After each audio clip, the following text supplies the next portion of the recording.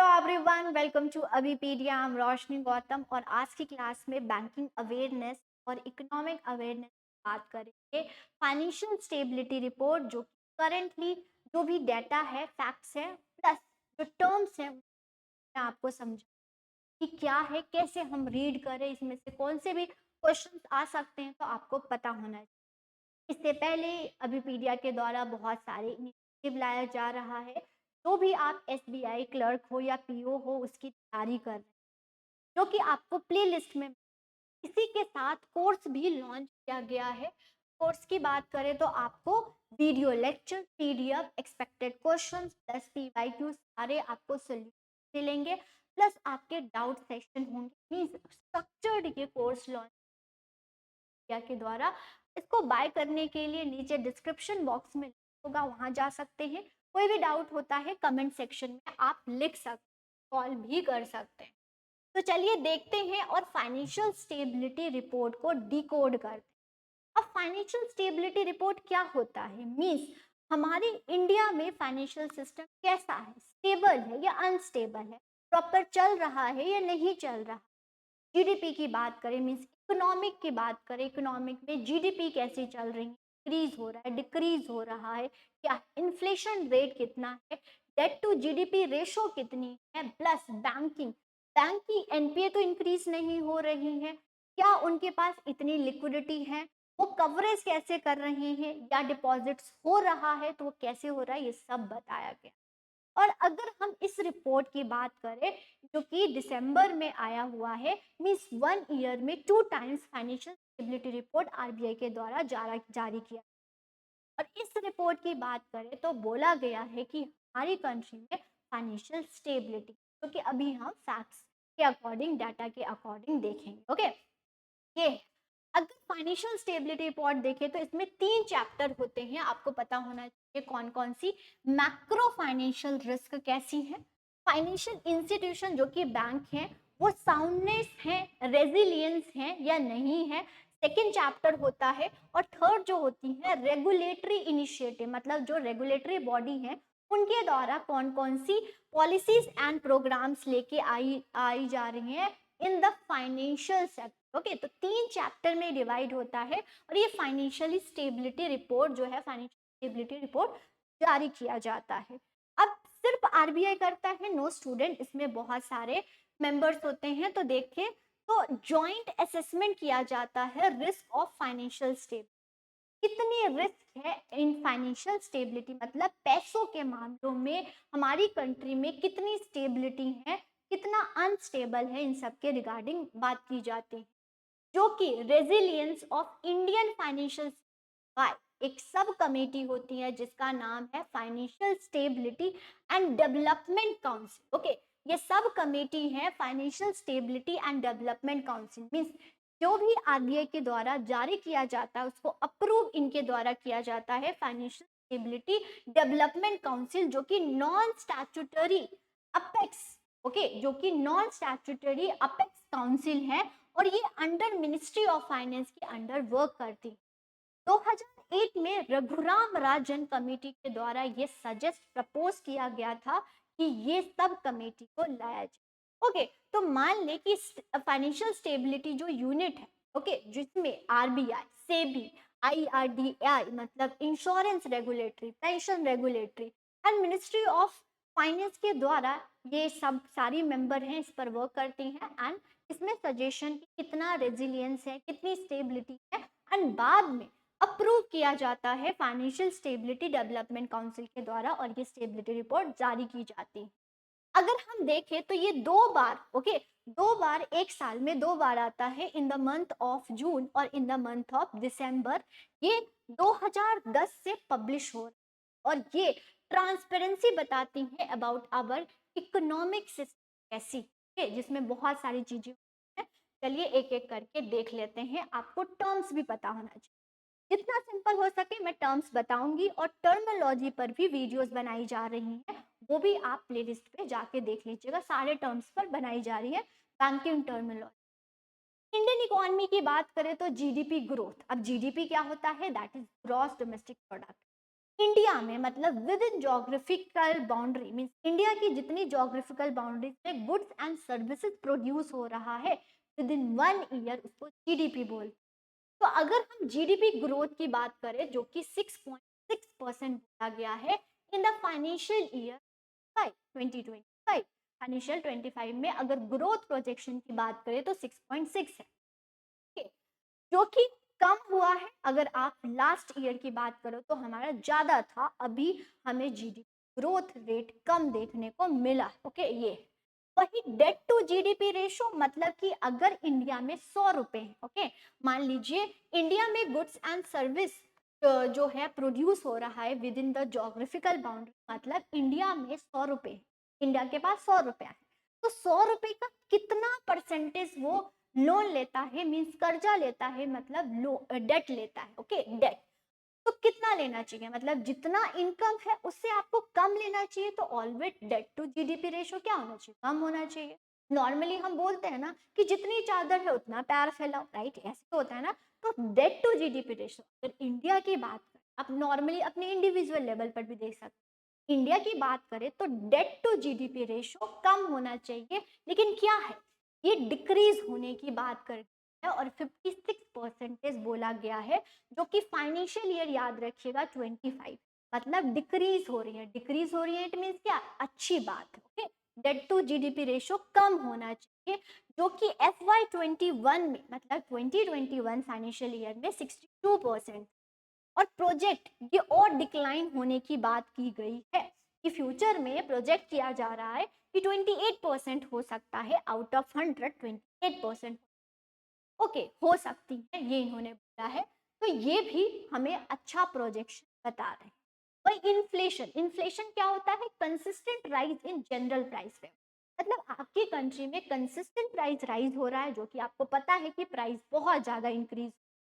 वही food price की बात करें तो वो भी बहुत ज्यादा इंक्रीज हो रही है, जिसको हम मेजर करते हैं रिटेल इंडेक्स या सीपीआई इंडेक्स। ओके तो वो क्या होने वाला है, वो भी डिक्रीज होने वाला है और 5.5% पर बोला गया है। ठीक है तो डिक्रीज हो रहा है, तो ये भी सही बात है।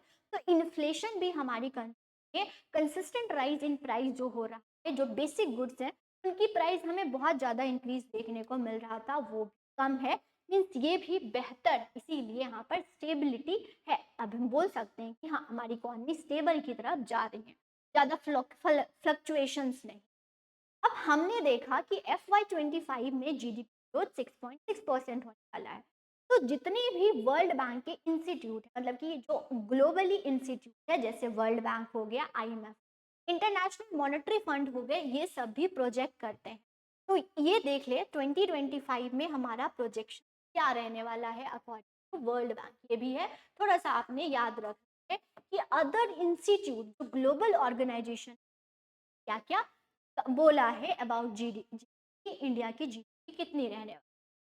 अब हमने मैक्रो इकोनॉमी मतलब इकोनॉमी की चीजें हमने देख ली, जैसे कि जीडीपी हो गया, डेट टू जीडीपी रेशो हो गया, ये हमने देख लिया। अब हम बैंकिंग की तरफ चलते हैं। बैंकिंग में बहुत सारे टर्म्स होते हैं जो कि आप लोगों को आता भी होगा, नहीं होता आता है तो मैं आपको समझाने, लेकिन इसकी इंडिविजुअल ये मेरे द्वारा लाया जाए। तो बैंकिंग सेक्टर में बहुत इंपॉर्टेंट चीज है एनपीए। एनपीए को कैसे याद करेंगे, विजय माल्या।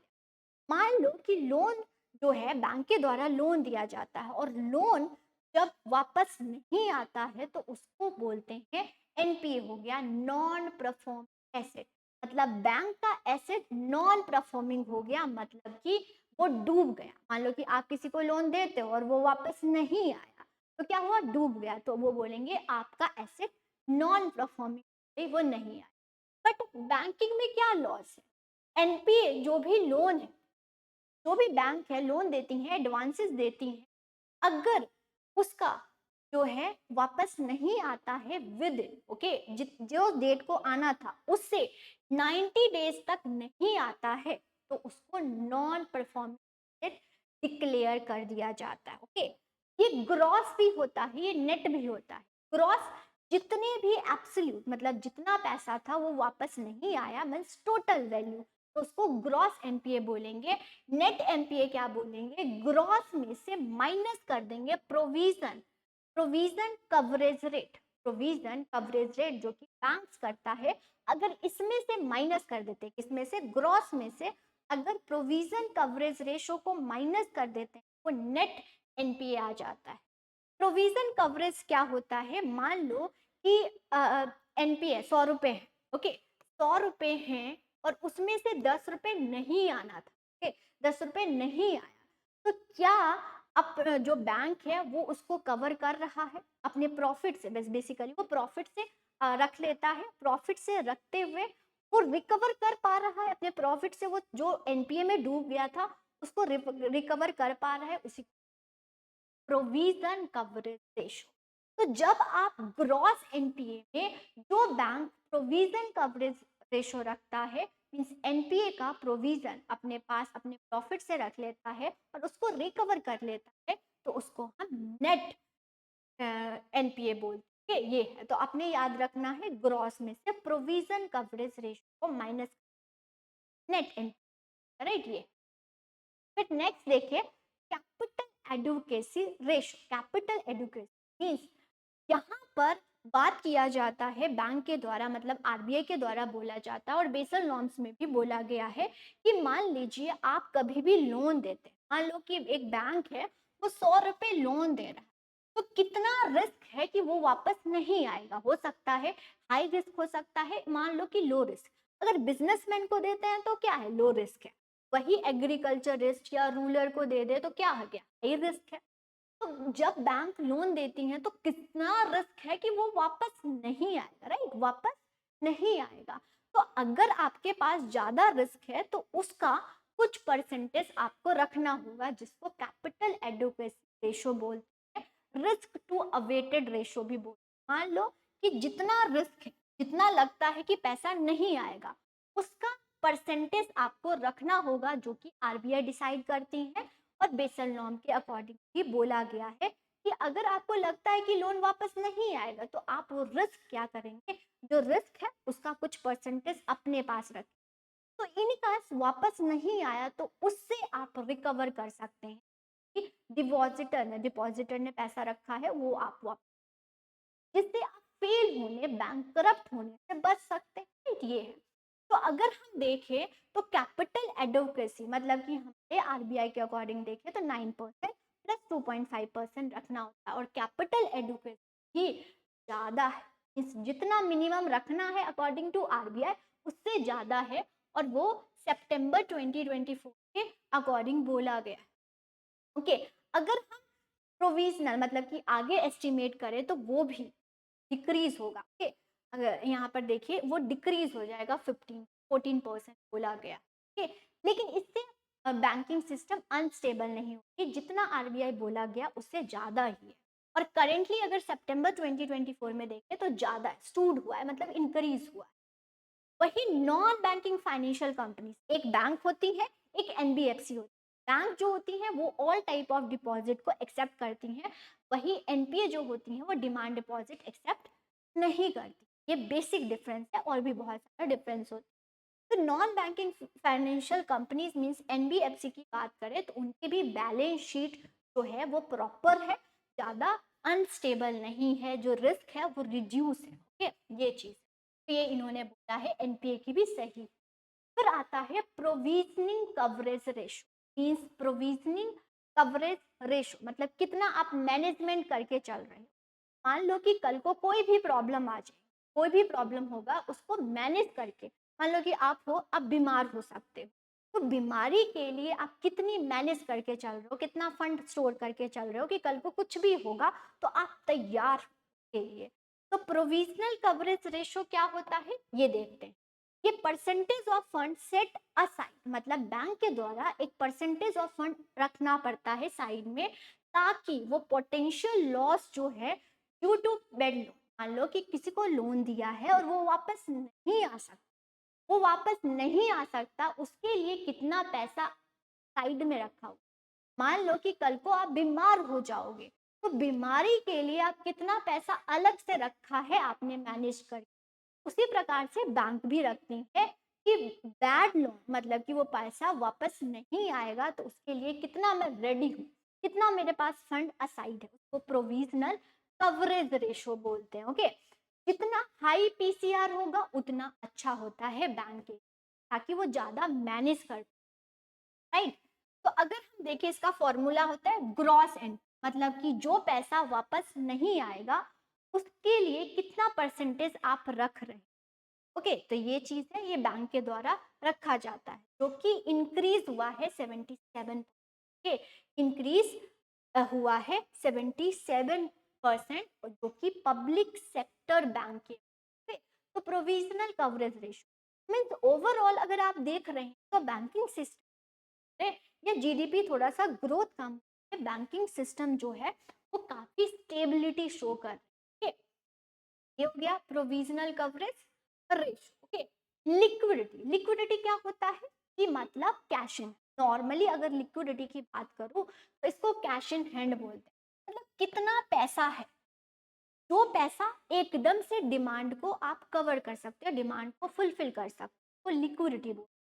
तो बैंक के पास लिक्विडिटी की डेफिसिट हो रही है, लिक्विडिटी की डेफिसिट हो रही है। आप नॉर्मली देखोगे due to inflation CRR SLR increase किया जा रहा है, तो जिससे लिक्विडिटी की कमी, मतलब बैंक के पास पैसों की कमी हो रही है। लिक्विडिटी, मान लो कि लिक्विडिटी मीन्स फाइनेंशियल, बैंक जो के पास लिक्विडिटी पैसा जो है वो कमी हो रही है, और लिक्विडिटी मतलब कि कैश इन हैंड हो, ये है। तो डेफिसिट शो कर रहा है, कितने का डेफिसिट, 2.43 ट्रिलियन डेफिसिट हो रहा है, ये थोड़ा सा डेफिसिट है।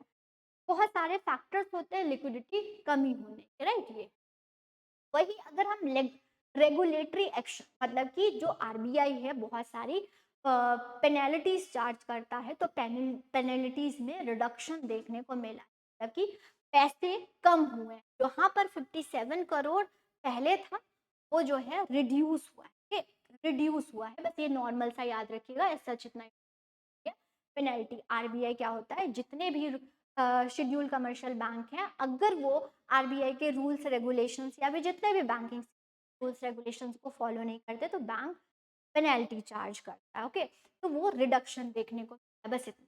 ये चार्ट बहुत इंपॉर्टेंट स्टूडेंट, इसका आपने स्क्रीनशॉट लेना, एक एक करके हम पढ़ते हैं।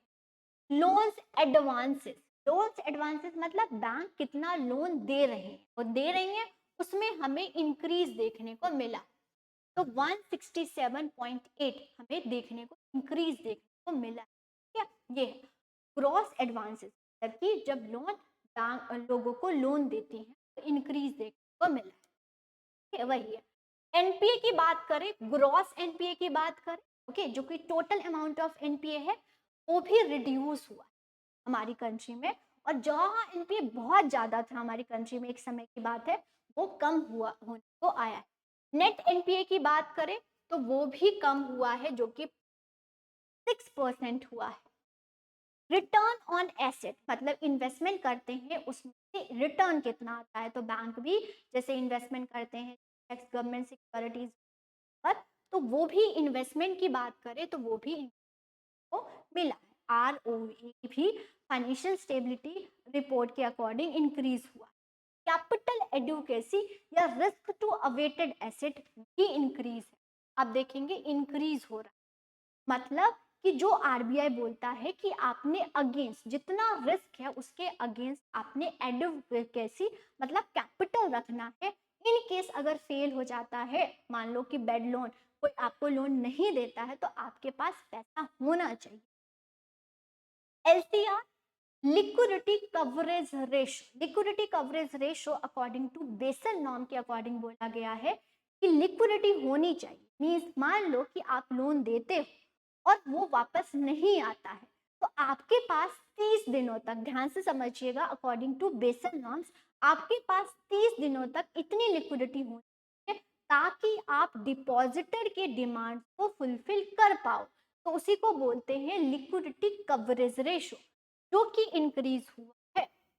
मीन्स अगर मान लो कि 100 रुपए रखना होता है तो 100 रुपए से ज्यादा है, मीन्स अगर एक बैंक है वो 30 डेज इतनी लिक्विडिटी होनी चाहिए कि डिपॉजिटर के 30 डेज तक डिमांड को फुलफिल कर ले, पीसीआर प्रोविजनल कवरेज रेशो भी इंक्रीज देखने को मिला है जो कि 77% है। फिर है लास्ट स्लिपेज। स्लिपेज क्या होता है? वो लोन, वो न्यू लोन जो कि बेड लोन में कन्वर्ट होने वाली है, वो नए लोन्स जो कि हो सकता है कि बैड लोन में कन्वर्ट होने वाली हैं, वो रिड्यूस हुआ है, तो ये भी अच्छा है। तो अगर आप देखें स्टूडेंट, तो ओवरऑल बैंकिंग सिस्टम की स्टेबिलिटी है और सब में इम्प्रूवमेंट देखने को मिला है, यही आरबीआई ही बोल। आरबीआई पर सिंगल वीडियोस भी बनाई है मैंने, अगर आपने नहीं देखा है तो प्लेलिस्ट में जाके देख लीजिएगा। एंड टर्मिनोलॉजी पर वीडियोस मैं बना रही हूँ। अगर आरबीआई की बात करें तो अभी करंट जो गवर्नर है आरबीआई के, संजय मल्होत्रा, जो कि 26 गवर्नर है। आरबीआई का हेडक्वार्टर मुंबई में है, स्टैब्लिश हुआ था 1935 under the RBI act 1934, nationalise हुआ था 1959 में। ओके, ये तो फाइनेंशियल स्टेबिलिटी के रिगार्डिंग हमने पढ़ लिया। चलिए एक क्वेश्चन का जवाब देंगे कमेंट सेक्शन में। क्या है आपको capital to risk weighted ratio के बारे में ओके, तो ये क्वेश्चन है, consider following statement with reference to capital to risk weighted ratio. Option है, it is the bank capital in relation to risk weighted asset और current liabilities. Indian bank must higher CRAR does those stipulated by the Basel second norms, sorry third norms. Okay? Regional rural banks are exempted from the mainstream of CRAR. okay, क्या option answer होगा आप comment section में जरूर लिखेंगे। Okay okay, तो आज की class को हम यहीं पर एंड करते हैं। होप आपको फाइनेंशियल स्टेबिलिटी के टर्म समझ आ गए होंगे, और भी टर्मोलॉजी मेरे द्वारा और भी जो financial awareness, okay, economic awareness, general awareness के द्वारा लाया जाएगा। तो चैनल पर नए होंगे तो चैनल को सब्सक्राइब कर देंगे, एंड जाते जाते वीडियो को लाइक भी कर दीजिएगा। कोर्सेज बाय करना है एसबीआई क्लर्क या पीओ का, तो वो भी कर सकते हैं, आपको लिंक डिस्क्रिप्शन बॉक्स में मिल जाएगा। कोई भी डाउट होता है कमेंट सेक्शन। Thank you.